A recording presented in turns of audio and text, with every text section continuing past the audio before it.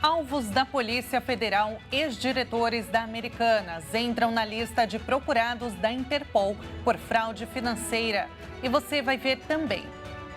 Banco Central revisa a projeção de crescimento do PIB 2024.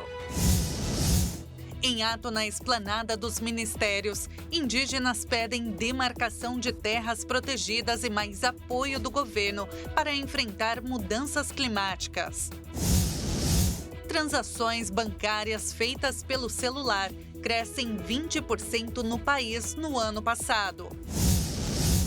Inflação do aluguel tem nova alta em junho. Índice GPM tem o segundo maior resultado do ano. Essas e outras notícias você confere a partir de agora. Olá, boa tarde, seja muito bem-vindo. Nós estamos ao vivo. Agora são 13 horas e 4 minutos pelo horário de Brasília. Vamos juntos conferir o que é notícia no Brasil e no mundo nesta quinta-feira, 27 de junho. A Polícia Federal iniciou hoje uma operação contra as fraudes contábeis nas lojas americanas, que, segundo as investigações, chegaram a mais de 20 bilhões de reais. As equipes tentam prender o CEO e uma de suas diretoras, que já são considerados foragidos. Miguel Gutierrez e Ana Cristina Ramos Saicali serão incluídos na difusão vermelha da Interpol, a lista dos mais procurados do mundo. A Justiça determinou ainda o bloqueio de 500 milhões de reais em bens dos envolvidos. Em conjunto com o Ministério Público do Rio de Janeiro, a Polícia Federal realiza uma operação para cumprir 2 mandados de prisão preventiva e 15 mandados de busca e apreensão nas residências de ex-diretores das Americanas. Segundo a Polícia Federal, o grupo investigado teria realizado o que foi a maior fraude da história do mercado financeiro do Brasil, que foi estimada em mais de 25 bilhões de reais pela própria empresa. A Operação Disclosure, divulgação de informações financeiras, tem a finalidade de esclarecer a participação desses executivos nas fraudes contábeis. A ação foi apoiada pela Comissão de Valores Mobiliários. De acordo com a Polícia Federal, os ex-diretores investigados teriam praticado a antecipação do pagamento. A fornecedores com empréstimos bancários. Também foram levantadas fraudes envolvendo contratos de verba de propaganda cooperada, incentivos comerciais geralmente usados no setor, mas que, no caso sob análise, eram contabilizados sem que realmente existissem. Entre os crimes apurados na investigação, que podem ter sido cometidos pelos ex-diretores da Americanas, estão manipulação de mercado, uso de informação privilegiada, associação criminosa e lavagem de dinheiro. Em caso de condenação, as penas aos ex-executivos da varejista podem chegar a 26 anos de reclusão. O Supremo Tribunal Federal decidiu em reunião ontem o critério que diferencia usuários e traficantes de maconha. 40 gramas da droga é a definição do limite para qualificar o cidadão como consumidor. Mas o uso continua sendo ilegal. Vamos entender as motivações do STF na criação da medida com o delegado André Santos Pereira. Boa tarde, delegado. Seja muito bem-vindo. Boa tarde. Delegado, a primeira pergunta que eu quero te fazer é a seguinte. Hoje, qual a distinção entre usuário e traficante da maconha e quais são as penas para cada um? Olha, atualmente, para o usuário não existe pena privativa de liberdade. Uma pessoa encontrada nessa circunstância, ela pode ter como punição uma advertência, uma prestação de serviço à comunidade ou a necessidade de participar de um curso educativo a respeito da lesividade das drogas. Isso é o que está previsto no artigo 28 da Lei de Drogas, que dá o tratamento ao usuário. Já para o traficante, nós temos uma pena de 5 a 15 anos de reclusão e, nesse sentido, há uma pena privativa de liberdade e essa pessoa pode ser presa caso seja enquadrada no tráfico. Então, pelo que o senhor disse, a venda e o consumo da maconha, eles continuam sendo ilegais, mas o usuário identificado no momento do uso, ele não será submetido a um processo penal, né? Nem terá um registro na sua ficha criminal, por exemplo. É isso mesmo? A gente pode dizer que, sendo assim, isso é um caminho para a descriminalização dessa droga? Nós temos um cenário bem complexo do ponto de vista jurídico após o julgamento do STF, pois o STF definiu que não é um ilícito criminal o porte ou posse ou adquirir drogas para o consumo pessoal, ou seja, passa a ser um ilícito administrativo. No entanto, deve haver uma regulamentação para que o Estado possa fiscalizar essa conduta e possa até mesmo enquadrá-la como um ilícito administrativo. Enquanto isso não for feito, essa conduta do uso das drogas continua sendo fiscalizada e formalizada dentro dos procedimentos criminais e que atualmente, nesse caso, é no âmbito do termo circunstanciado de ocorrência.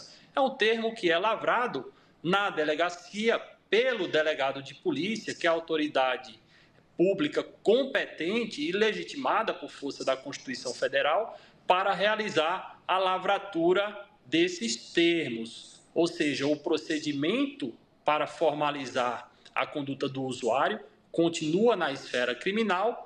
No entanto, o STF já definiu que as implicações não podem ser de natureza penal, ou seja, essa pessoa não incorrerá numa reincidência criminal e não terá mais, isso é importante frisar, não terá mais contra si a punição de ter que prestar serviços à comunidade.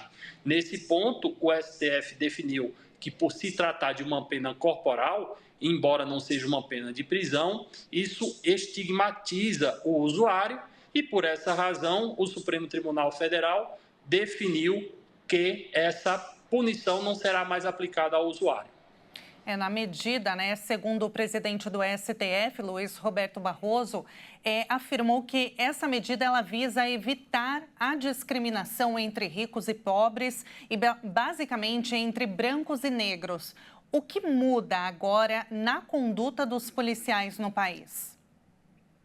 Na prática, não muda nada. Nós entendemos que esse é um dos pontos argumentativos do julgamento, mas para se resolver o problema da discriminação entre brancos e negros, pobres e ricos, nós temos que ter uma alteração no que tange ao preconceito estrutural da nossa sociedade.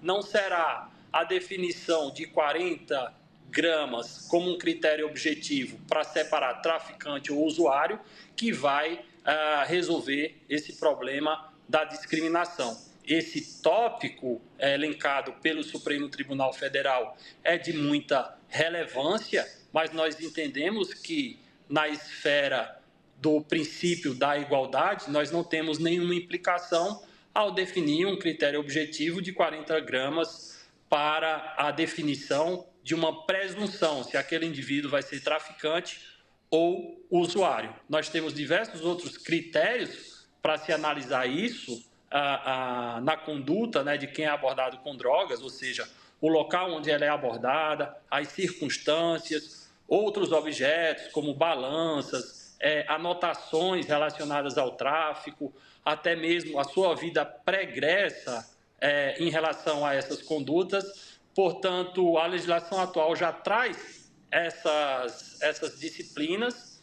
e acreditamos que, no que tange ao princípio da igualdade e do preconceito, nós temos que nos aprofundar em outra seara e não numa alteração pontual do Supremo Tribunal Federal. Isso não trará resultado no que tange ao preconceito estrutural da nossa sociedade. Na sua avaliação, delegado, essa decisão ela pode incentivar o uso da maconha ou de outras drogas? A partir do momento que você fala para a população que uma conduta deixa de ser crime, no inconsciente coletivo, podemos ter a noção de que isso passa a ser permitido. Embora o próprio Supremo Tribunal Federal tenha deixado muito claro que continua como uma conduta ilícita, porém é um ilícito administrativo, mas deixa de ser crime. Portanto, nós podemos ter uma possibilidade de menor dissuasão daquelas pessoas que pretendem ingressar, né, na utilização dessas substâncias, e por essa razão nós podemos ter sim um aumento do consumo. E se nós temos um aumento do consumo, um mercado, nós temos a possibilidade da exploração desse mercado. E essa exploração é feita pelo traficante, que continua tendo ainda, no ordenamento jurídico brasileiro, uma punição severa, conforme eu disse, de 5 a 15 anos de prisão, e que é extremamente danosa essa prática, né, do tráfico, em razão aí das organizações criminosas e toda a violência que está por trás dessa atividade lesiva a toda a sociedade. Pode haver soltura de presos, delegado, depois dessa decisão do STF? O STF vai regulamentar sua própria decisão, a princípio pelo CNJ, Conselho Nacional de Justiça, para orientar os juízes. Obviamente, se a gente tem hoje uma presunção daquele que é encontrado com uma quantidade de 40 gramas, né, de até 40 gramas, tem-se uma presunção de que ele seria o usuário, processos serão revistos, né, para que as defesas dessas pessoas que estejam presas pleiteiem aí a soltura dos seus clientes. Então, nós temos sim uma possibilidade de termos pessoas presas sendo soltas em razão da decisão do Supremo Tribunal Federal. Delegado, muito obrigada pela sua avaliação, pela entrevista. Foi realmente muito importante trazer o senhor aqui para dar o seu parecer sobre esse assunto. Eu que agradeço pela oportunidade. Muito obrigada, uma boa tarde. Agora, a gente muda de assunto porque a seguir você vai ver o aluguel teve alta na inflação em junho. O índice IGPM tem o segundo maior resultado do ano e você vai ver ainda depois do intervalo. O país número 1 em ranking de qualidade de vida, Suécia é o melhor país para se envelhecer. Todos os detalhes daqui a pouco, não saia daí.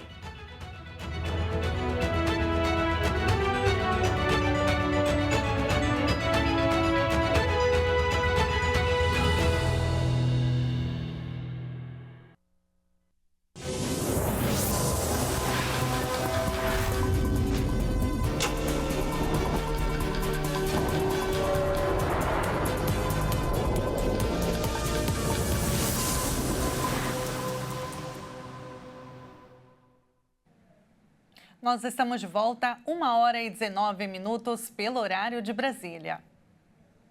Na terceira reunião plenária do Conselho de Desenvolvimento Econômico Social, chamado Conselhão, aconteceram debates de sugestões relacionadas a políticas de redução das desigualdades, além de fomento ao desenvolvimento econômico sustentável do país. Na ocasião, o presidente Lula falou que o Brasil vai ser do tamanho que os brasileiros quiserem. Eu digo sempre, esse país será do tamanho que a gente quiser que ele seja. O que não pode é cada setor achar que o setor dele é que tem que ganhar. É importante que toda vez que a gente pense nesse país, a gente pense. E eu quero que a inflação seja baixa, porque eu fui operário de fábrica e eu vivi com inflação de 80% ao mês. Então eu eu rogo, eu peço, eu trabalho para que a inflação seja baixa. Mas eu também rogo e peço para que a gente possa melhorar a vida do povo mais pobre desse país. E o Banco Central revisou para cima a previsão de crescimento do Produto Interno Bruto, o PIB de 2024. A nova projeção está no relatório trimestral de inflação, divulgado nesta quinta-feira.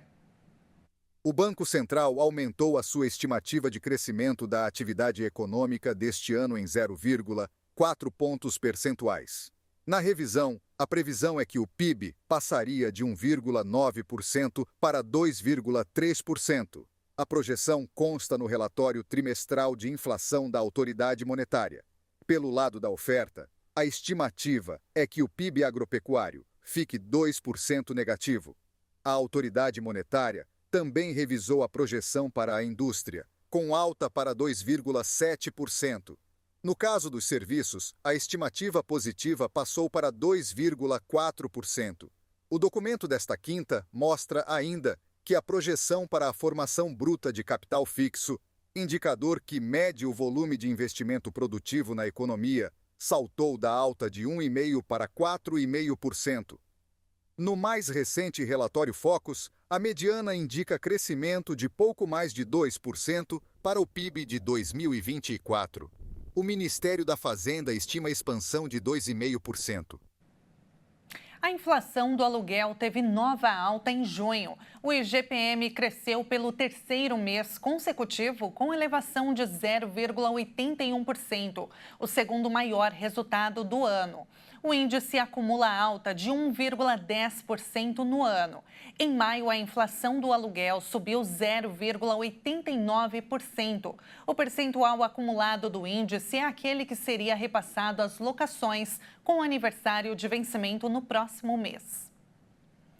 E 7 em cada 10 transações bancárias realizadas no país no ano passado foram feitas pelo celular. Os números significam um avanço de mais de 20% na comparação com o ano anterior. Uma pesquisa Febraban de tecnologia bancária mostrou que as transações bancárias pelo celular crescem 251% em 5 anos. Praticamente 8 em cada 10 transações bancárias no Brasil são feitas em canais digitais e 7 em 10 serviços são feitos pelo celular. A praticidade e a conveniência oferecidas por dispositivos móveis os tornam os preferidos dos clientes para seu relacionamento financeiro. Os acessos às plataformas bancárias ocorrem pouco mais de uma vez ao dia. Os brasileiros também estão utilizando cada vez mais serviços bancários. No ano passado, foram feitas 186 bilhões de transações nos vários canais de atendimento disponibilizados pelas instituições financeiras, um aumento de 19% em relação ao ano anterior. A pesquisa mostrou que 100% dos bancos participantes oferecem canais de mensagens instantâneas e as transações via aplicativos de mensagens instantâneas aumentaram 76%, passando de 70 milhões para 125 milhões. O canal está caminhando como mais uma opção disponível aos clientes. Indígenas de várias tribos marcharam em Brasília pedindo a demarcação de terras protegidas e mais apoio governamental para enfrentar as mudanças climáticas.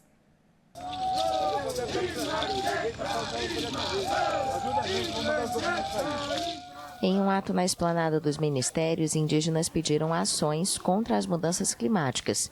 Diretamente afetados, membros de várias tribos andaram até a Praça dos Três Poderes para pedir mais políticas públicas, demarcação de terras e apoio governamental para enfrentar a situação de escassez de recursos e a dificuldade para a atividade agrícola.